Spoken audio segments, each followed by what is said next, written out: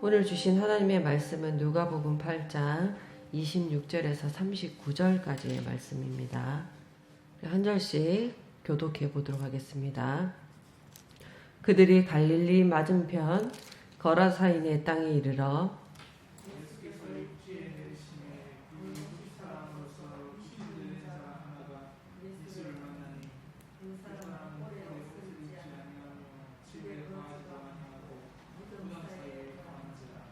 예수를 보고 부르짖으며 그 앞에 엎드려 큰 소리로 불러 이르되 지극히 높으신 하나님의 아들 예수여, 당신이 나와 무슨 상관이 있나이까? 당신께 구하노니 나를 괴롭게 하지 마옵소서 하니,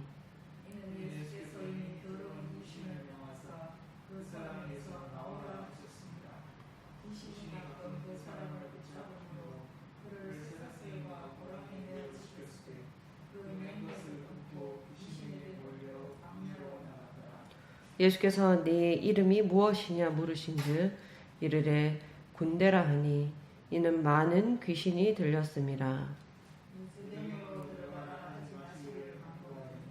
마침 그곳에 많은 돼지떼가 산에서 먹고 있는지라 귀신들이 그 돼지에게로 들어가게 하심을 간구하니 이에 허락하시니,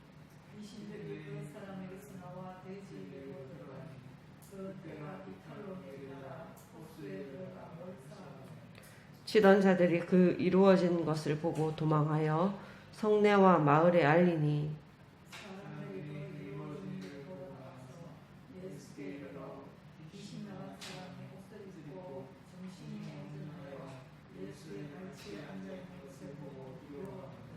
귀신 들렸던 자가 어떻게 구원을 받았는지를 본 자들이 그들에게 이르매,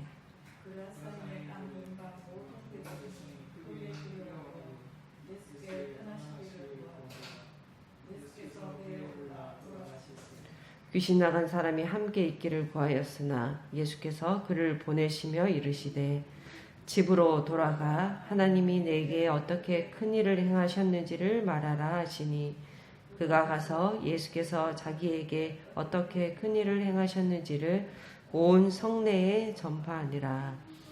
아멘. 오늘 본문은 예수님께서 갈릴리 바다의 광풍을 뚫고 거라사라는 이방 땅에 상륙하시는 장면으로 시작합니다. 그래서 거라사 땅이 어떤 곳인지, 어떤 의미를 담고 있는 곳인지 한번 이렇게 먼저 그려보면 좋을 것 같은데요. 거라사는 단순히 갈릴리 맞은편 동네가 아니라 유대인들에게는 부정한 돼지, 굽이 갈라지고 되새김질을 하지 않는 그런 부정한 짐승 돼지를 치고 사람이 무덤에 거하는 부정함의 극치를 보여주는 그런 이방 땅이었습니다. 성경에서 물은 혼돈과 죽음의 세력을 상징한다고 했잖아요. 그래서 제자들이 광풍에서 죽게 되었다고 외쳤던 그 바다를 뚫고 이 거라사 지역으로 가게 하신 것은, 예수님은 정결한 어떤 유대 땅만 머무는 것이 아니라 이 광풍과 바다라는 그러한 죽음의 경계를 넘어서 가장 소외되고 부정한 곳까지 찾아가시는, 그러한 찾아오시는 하나님이심을 또 보여주기 위한 그러한 의미도 있고, 그리고 거라사라는 것은 그런 의미로 생각해 보면 이 물을 건너가야지만 도착할 수 있는 그런 단계의 어떤 자리인 것 같습니다. 그리고 또 데가볼리라고 같이 불리는 같은 말인 이 거라사는 로마 군대가 주둔하던 전략적인 요충지였습니다. 그래서 예수님께서 귀신에게 이름을 물으니까 군대라고 했잖아요. 그러니까 당시 로마 군단의 강력한 압제와 파괴적인 힘이 얼마나 어마어마했는지, 얼마나 사람들의 정신까지 지배했는지를 상징합니다.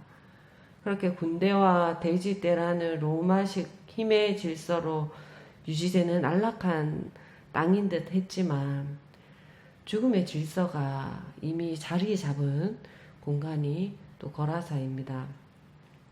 그런데 예수님께서 그 위험한 바다를 건너서 왜 거라사로 가셨을까? 이런 의미를 한번 생각해 보면서 예수님에게 거라사는 더 이상 이방 땅이 아니라 하나님의 큰 일을 선포하는 복음의 시작점이 되는 곳이구나. 또 그리고 예수님에겐 죽음의 권세에 사로잡힌 한 영혼을 구원하는 새로운 현장이구나.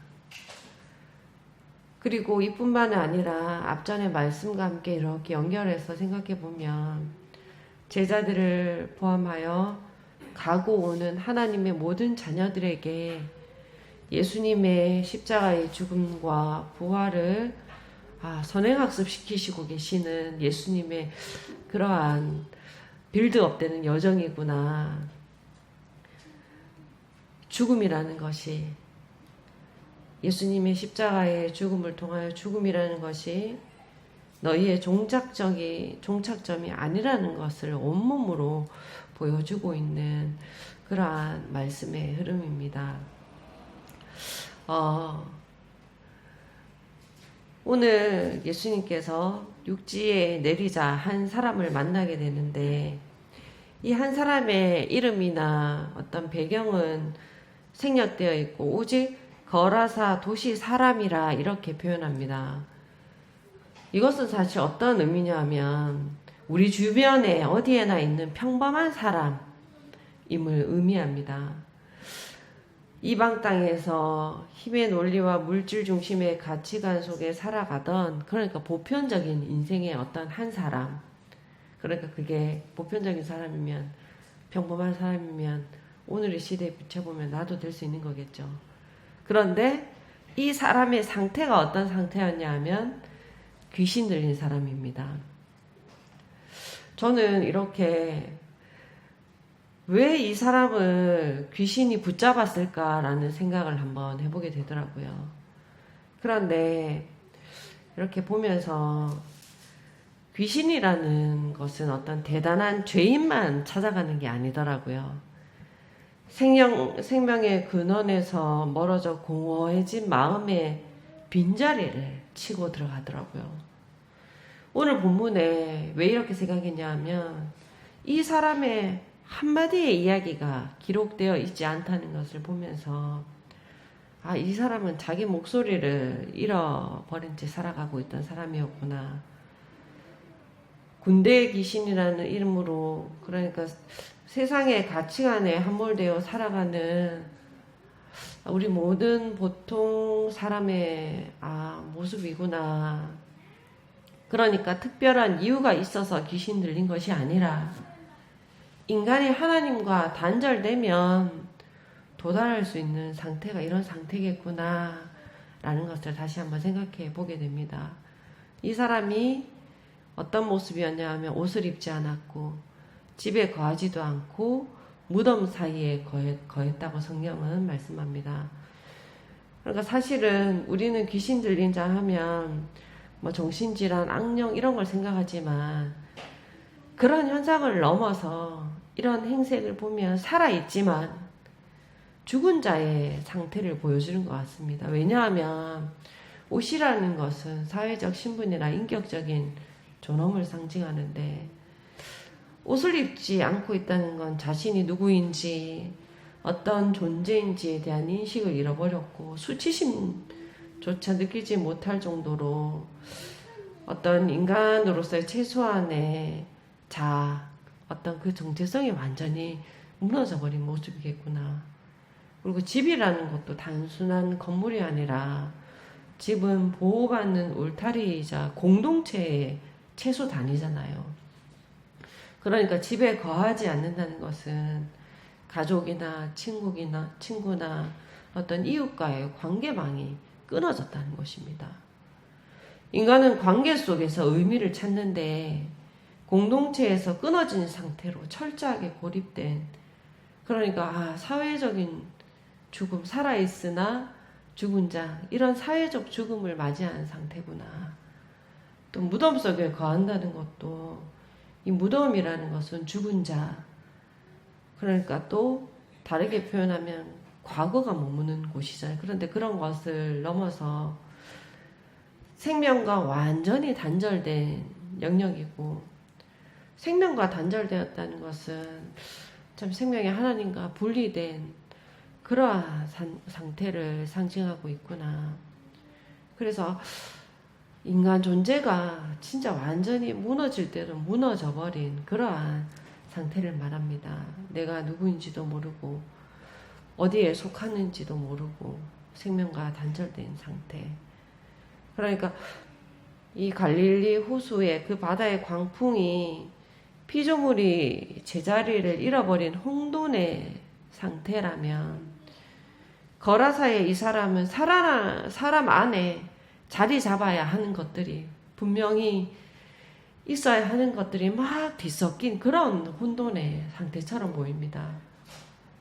그러니까 이런 것을 한번 종합적으로 생각해 보면, 사람이 자기 자리를 잃은 상태가 마치 이 거라사 광인처럼 귀신 들린 상태라는 것을 성경이 우리들에게 교훈해 주는 것 같습니다. 귀신들은 그러니까 이러한 거라사 귀신 들린 자의 인격을 말살하고 그 죽음의 무덤을 자신의 안방처럼 차지하고 있었습니다.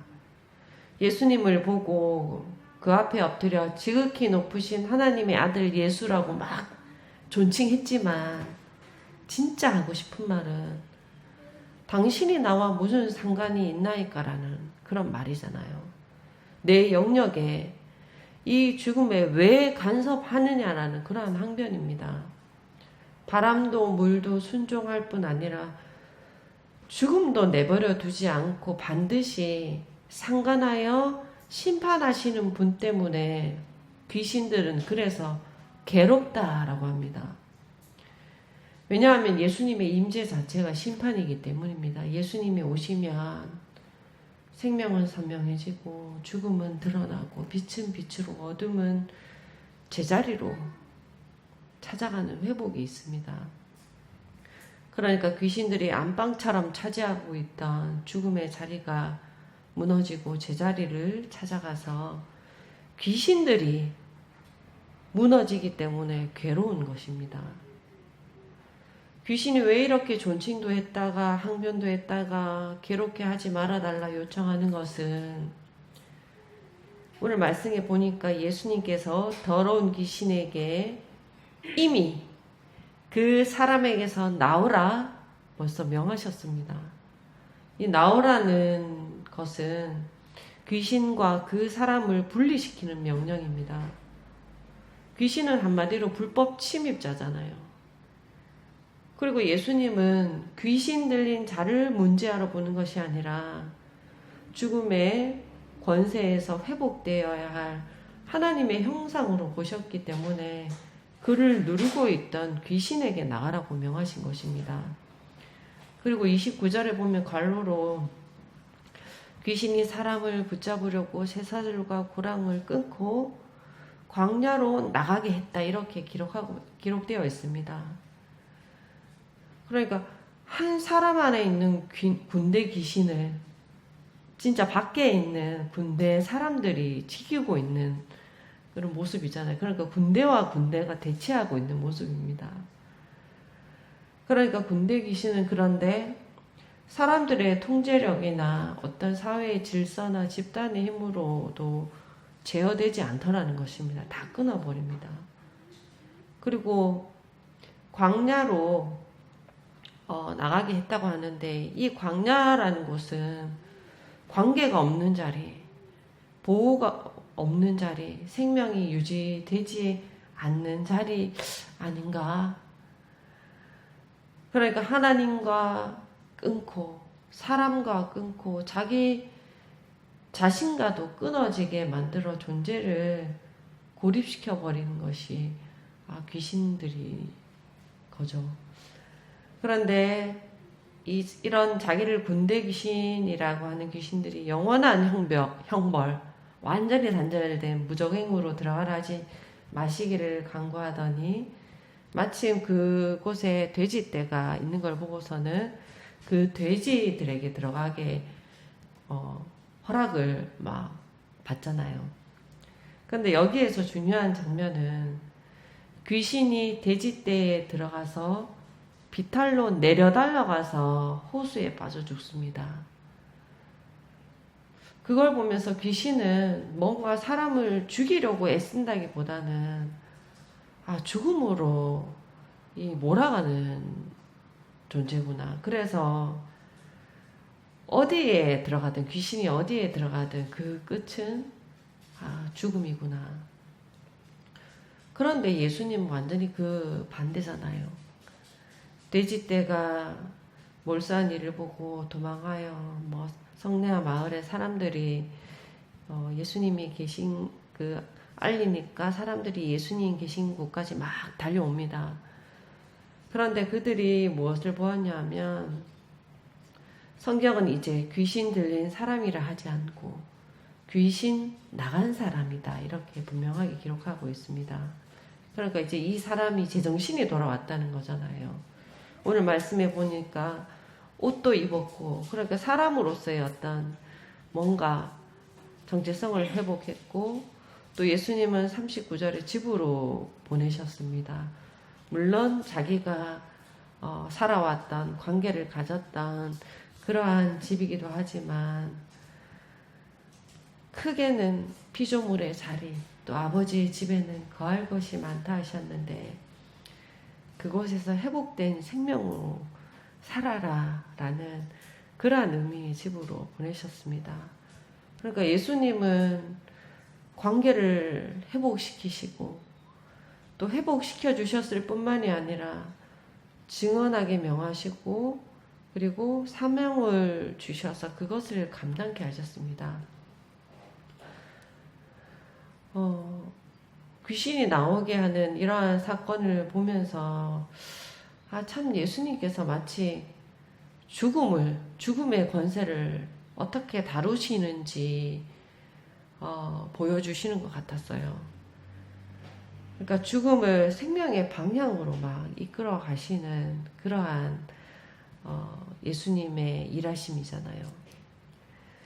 그리고 죽은 자의 죽음뿐만이 아니라 이 죽음에서 오늘 우리가 생각해야 될 것은 살아있지만 죽은 자의 그 죽음도 예수님께서 다루시는구나.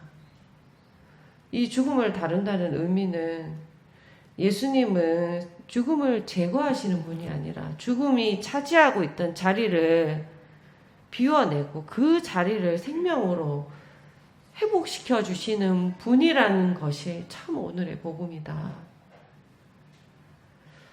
그런데 거라사 땅의 사람들은 이 모든 것을 보고 귀신 들렸던 자가 어떻게 구원받았는지를 보았지만 오히려 크게 두려워하면서 예수님께 떠나시기를 구하였습니다.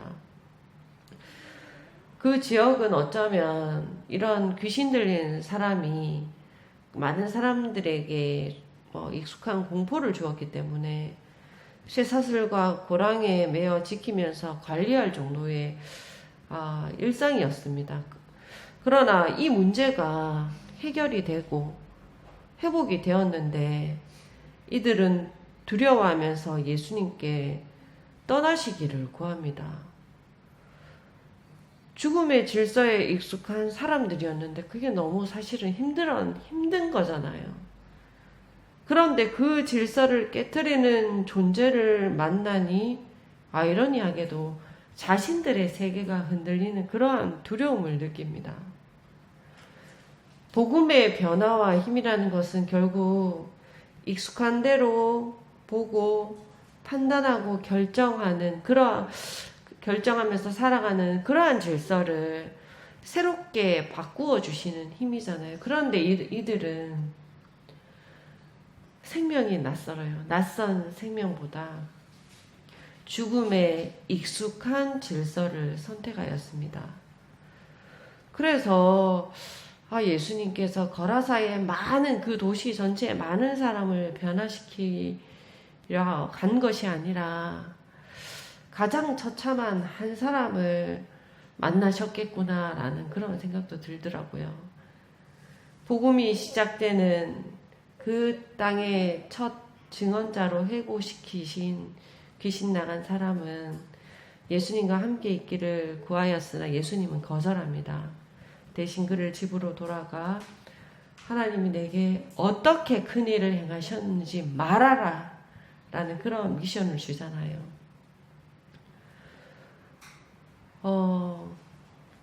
생명의 근원이신 하나님은 죽음이라는 실체를 창조하시진 않은 것 같습니다. 빛이 없는 상태를 어둠이라 부르듯 생명의 근원이신 하나님과의 관계가 단절된 그 결핍의 상태를 우리는 죽음이라고 부르는 것입니다. 신앙 고백의 의미로 그것을 우리가 죽음이라고 부릅니다. 그래서 거라사 광인이 머물던 무덤은 원래 죽음의 집이 아니라 그가 생명의 관계망에서 끊겨 나갔기 때문에 어쩔 수 없이 머물게 된 단절의 현장일 뿐입니다. 그러니까 우리의 삶에서도 절망이나 우울한 고립이 찾아올 때 우리는 그것을 집처럼 여기고 익숙하게 받아들이고 안주하려 하지만 사실 그것은 실체가 없는 단절된 상태일 뿐이더라는 것입니다. 뿌리가 뽑힌 나무가 겉보기엔 살아있는 것처럼 보이지만 이미 죽은 것과 같이 창조주라는 토양에서 스스로를 뽑아낸 인간은 그 즉시 죽음의 상태로 전락했습니다. 오늘 말씀에 보니까 귀신들은 그 단절의 틈새를 비집고 들어와 주인 노릇을 했던 것입니다. 예수님께서 갈릴리 광풍을 지나 거라사 광인의 처참한 현장에 찾아가신 것은 마치 이 끊어졌던 이 생명의 탯줄을 다시 잇는 사건이구나. 그런 사건과도 같구나. 엄청난 사건이구나. 그래서 십자가를 거친 부활이란 어떤 생명을 새로 만드는 것이 아니라 하나님이 원래 창조하셨던 생명의 자리로 피조물을 되돌려 놓는 것, 그것이 우리들에게 주시는 부활의 생명임을 고백하게 됩니다. 죽음이라는 거짓된 실체를 걷어내고 너는 내 피조물이라 라는 그러한 정체성을 회복시켜 주신 사건이 오늘 말씀의 사건이고 오늘 우리들의 복음이 됩니다. 그리고 오늘 끝절의 말씀을 보니 회복된 생명은 침묵하지 않았습니다. 침묵하지 않아야 됩니다. 예수님은 회복된 생명이 관객이 아니라 주인공이 되게 하셨더라고요. 관객은 대사가 없지만 주인공은 대사가 있습니다. 죽음은 사람을 침묵하게 하지만 생명은 사람을 말하게 하잖아요. 오늘 우리들에게도 우리에게 행하신 일을 가만히 있지 말고 말하라고 하십니다. 이 말하라는 것이 어떤 수다스러운 그런 말이 아니라 기도와 찬양과 끊임없이 나누어가는 고이노니아 교제잖아요. 죽음의 집이라는 것은 우리들에게 없습니다. 우리는 생명의 자리로, 본래의 자리로 돌아온 사람들입니다. 부활의 생명으로 살아가는 사람들입니다. 그래서 우리 역시 그 예수님의 십자가와 그 부활을 우리의 삶의 이야기로 또 감당해가는 우리 모든 지치들의 삶이 되기를 소망하며 기도하겠습니다. 아버지 하나님, 또 십자가와 이 부활이라는 것이 그저 우리에게 인이 박힌 교리가 아니라 얼마나 큰 생명이고 얼마나 놀라운 신비이며 감당할 수 없는 또 교훈임을 또 오늘 말씀을 통해 복음으로 받아들입니다. 우리를 회복해 하시고 우리를 피조물의 제자리로 또 생명의 자리로 돌아오게 하신 그 예수님을 붙잡는 그 예수님의 십자가를 믿음으로 고백하며 나아가는 우리 모든 지체들의 삶으로 인도하여 주옵소서. 예수님의 이름으로 기도드립니다. 아멘.